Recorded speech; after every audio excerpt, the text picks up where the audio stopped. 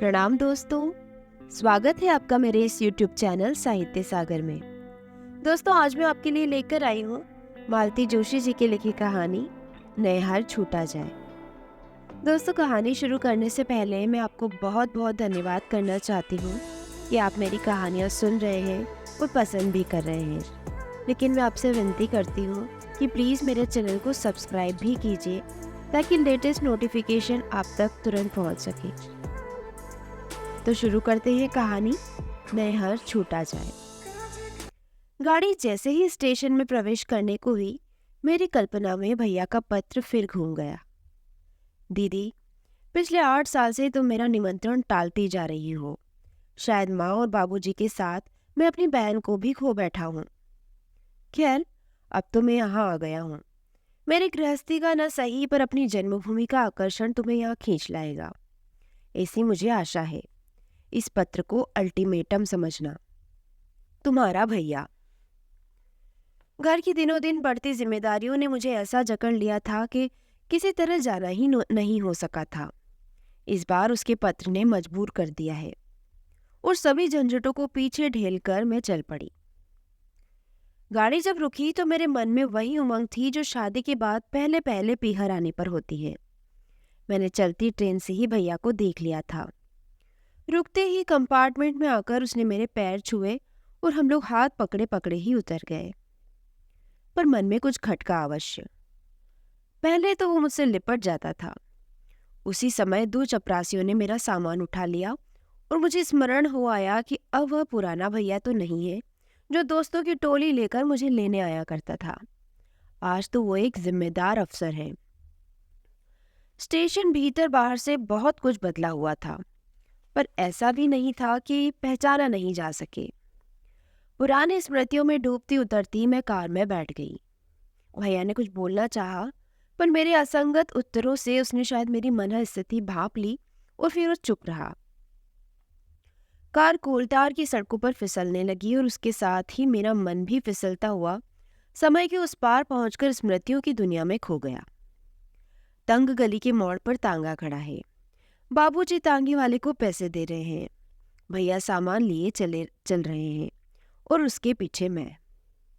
मेरे आने की खबर तेजी से फैल जाती है और कई जोड़ी आंखें घरों के दरवाजों, खिड़कियों और छज्जों से मुझे घूरने लगती है। भगत जी मिलते हैं और आशीर्वादों की झड़ी लगा देते हैं। माथुर चाची खिड़की से ही कुशलक्षेम पूछ लेती हैं। चौबे जी की मुन्नी पप्पू को मेरी गोद से छीनकर भाग जाती है। पड़ोस के रामू दादा चिल्लाकर पूछते हैं, क्यों री लाडो, ये कितने नंबर का पार्सल है? उनके इस प्रश्न पर सभी लोग खिलखिलाकर हंस पड़ते हैं। माँ दरवाजे पर खड़ी है, मुझसे लिपट जाती है। हम दोनों के आंसुओं में बिछोह की व्यथा अधिक है या मिलन का आनंद, कहना कठिन है। बाबूजी जीते रहो कहते हुए एक ओर चले जाते हैं। आओ दीदी, मैं चौकी और वर्तमान में आ गई। गाड़ी एक शानदार कोठी के सामने खड़ी थी और भैया मुझसे उतरने के लिए कह रहे थे। तंग गली का वह पुराना मकान यदि कठोर यथार्थ था, तो भैया का यह नया घर स्वप्न की तरह सुंदर। दरवाजे पर ही रीता भाभी खड़ी थी। शादी के 10 साल उनके सौंदर्य और सुकुमारता में कोई अंतर नहीं ला पाए थे। सुंदर उद्यान से घिरे उस भव्य भवन के द्वार पर वे किसी कलात्मक प्रतिमा सी लग रही थी। बड़ी ही प्यारी मुस्कान के साथ उन्होंने मुझसे नमस्ते की। रीता, तुम दीदी के नहाने खाने का प्रबंध करो, मैं ऑफिस जाता हूँ। अच्छा दीदी, शाम को मिलेंगे, कहता हुआ भैया सीढ़ियां उतरकर गाड़ी में बैठ गया। चपरासी आगे पीछे दौड़ रहे थे। काश माँ और बाबूजी ये सब देखने के लिए जीवित रहते। ये सब मंत्र मुग्ध सी मैं तब तक देखती रही जब तक गाड़ी आंखों से ओझल नहीं हो गई।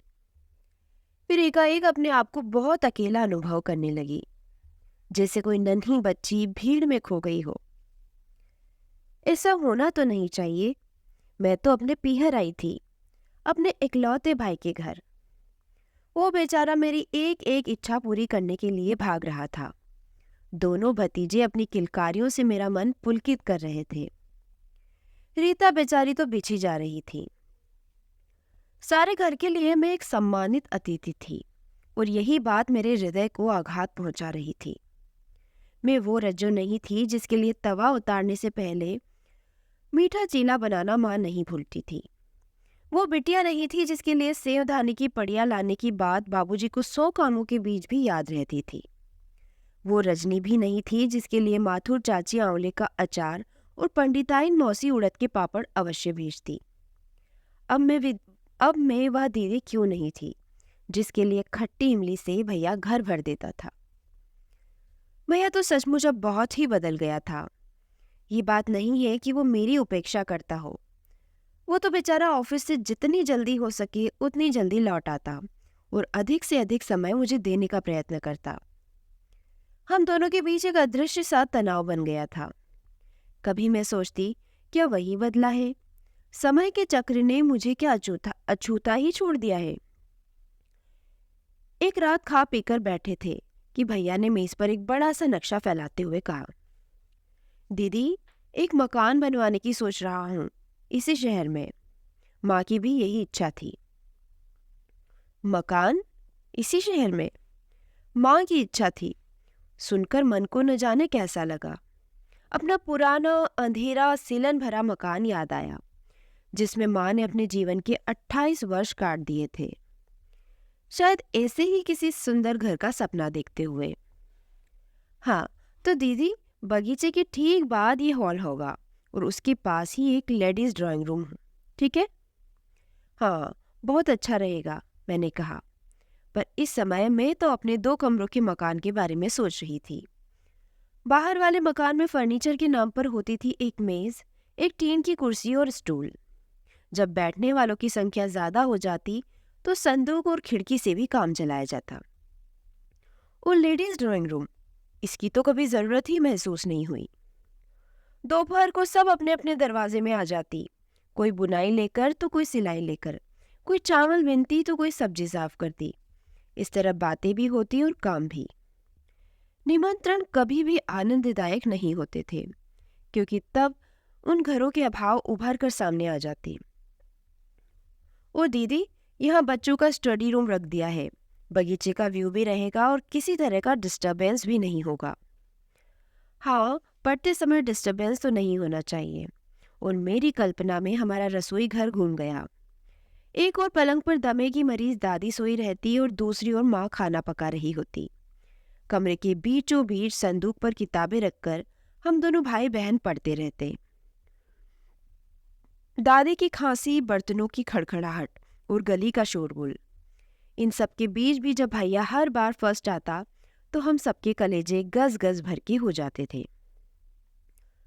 वो समझा रहा था और मैं सिर हिला रही थी, पर कितना समझ रही थी इसे तो ईश्वर ही जानता है। उसी रात मेरे कानों में भनक पड़ी, हर किसी को क्यों प्लान दिखाया करते हैं आप? कोई जरूरी है कि सभी को उसमें दिलचस्पी हो? हर किसी को कौन दिखाता है? दीदी को तो दिखाना ही चाहिए, उसे तो इस बात का सबसे ज्यादा अरमान है। खाक है, आप तो इतनी बारीकी से समझा रहे थे पर उसमें उनका जरा भी ध्यान नहीं था, रीता बुनबुनाई। सच, कितने बेवकूफ बनती जा रही हूं मैं। हर दम अतीत के खोल में दुबका रहना क्या अच्छा लगता है? धीरे धीरे मेरे जाने का दिन निकट आता गया और जब एक ही रात बाकी रह गई तो मेरा मन अनायास भारी हो उठा। भैया दफ्तर से काफी जल्दी लौट आया था और हम लॉन में बैठे गपशप कर रहे थे। रीता अंदर रात के विशेष भोज की तैयारियों में व्यस्त थी। एकाएक भैया बोला, दीदी, घूमने चलती हो? मेरे हाँ कहते ही वो उठ खड़ा हुआ। उसने न मुझे कपड़े बदलने दिए, न खुद ही कपड़े बदले और न रीता को साथ लेने दिया। शोफर से गाड़ी के लिए पूछा तो मना कर दिया। बंगलों से घिरी हुई उस सड़क पर हम दोनों की घरेलू पोशाक बड़ी अटपटी लग रही थी। भैया ने शीघ्र ही एक तांगा कर लिया और मैं एक मानसिक बोझ से मुक्ति पा गई। तांगे में बैठते ही फिर परेशानी सामने आई। बातचीत का कोई सूत्र हाथ नहीं आ रहा था, यद्यपि मन में असंख्य बातें उमड़ रही थी। अचानक भैया ने कहा, दीदी, कुल्फी खाओगी? यहाँ सड़क पर? मैंने कहा। मुझे याद आया कि बचपन में कुल्फी खाना हमारे लिए एक बड़ी खुशी की बात हुआ करती थी। अब तो रीता रोज ही बच्चों के लिए फ्रीज में दूध के कटोरे भरकर रख देती है। कुछ चीजें तो सड़क पर ही खाने की होती है, कुल्फी वाले को पैसे देते हुए भैया बोला। बरसात में सड़क के किनारे सिकते भुट्टो की सुगंध से मुंह में पानी भर आता है ना? फिर तो भुट्टो की सुगंध और कुल्फी के स्वाद ने मिलकर एक अनोखा जादू कर दिया। भैया की वाणी ऐसे फूट निकली जैसे बांध टूट पड़ा हो।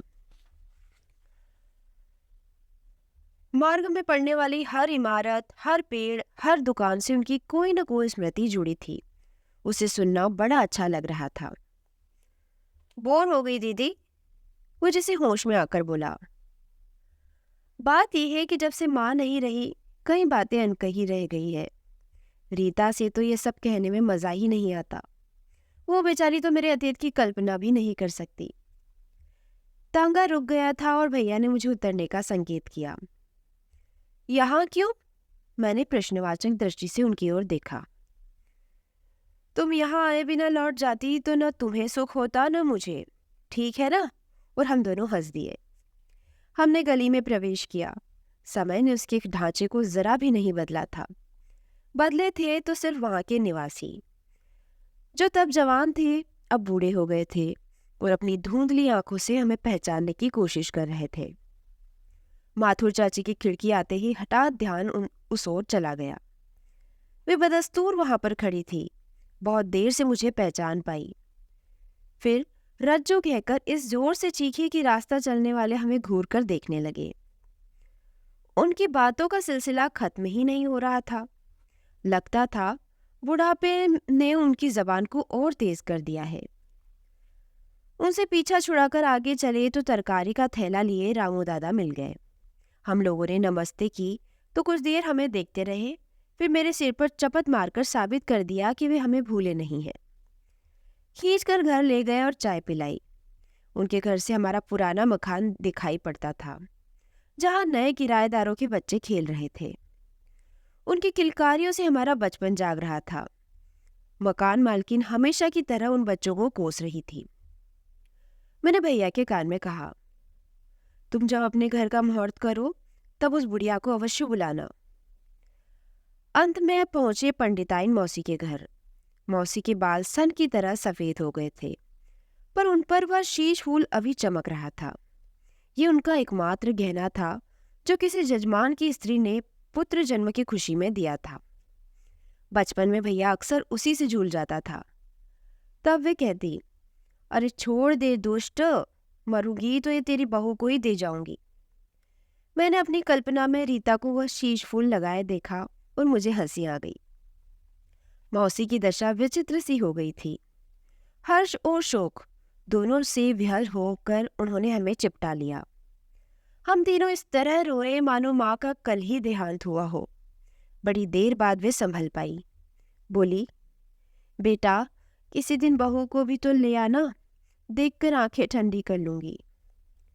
मैंने भैया की रक्षा करते हुए कहा, मौसी किसी दिन अपने लड़के का महल भी दिखाओ। और विस्तार से उन्हें भैया की वैभव गाथा सुना दी। वे भी रस ले लेकर सुनती रही और बलाए लेती रही। हम लोग जब गली से बाहर आए तो मन बड़ा हल्का हो रहा था।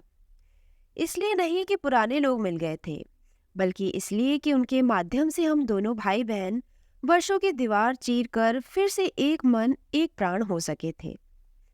चौराहे पर मन्नालाल हलवाई की दुकान पर जब भैया रुका तो मैंने कहा, हद है भैया, जब भी अब भी क्या पेट में जगह रह गई है? अरे दीदी, मिठाई तो मैं अपने प्यारे जीजा जी के लिए ले रहा हूँ, जिनकी तौंद ससुराल की मिठाई के अभाव में दुबला रही होगी। शैतान, मैंने कहा, पर उसने हंसते हुए एक गुलाब जामुन मेरे मुंह में ठूस दिया और मेरी साड़ी के पल्लू से ही हाथ पोंछ लिए। तो दोस्तों, ये प्यारी सी कहानी यही समाप्त होती है। अगर आपने भी इस कहानी के माध्यम से अपने पीहर की यादें जी है तो प्लीज़ मुझे कमेंट बॉक्स में ज़रूर लिखना। दोस्तों, इसी तरह की कहानियाँ सुनने के लिए आप मेरे चैनल को सब्सक्राइब कर सकते हैं। कहानी सुनने के लिए बहुत बहुत धन्यवाद।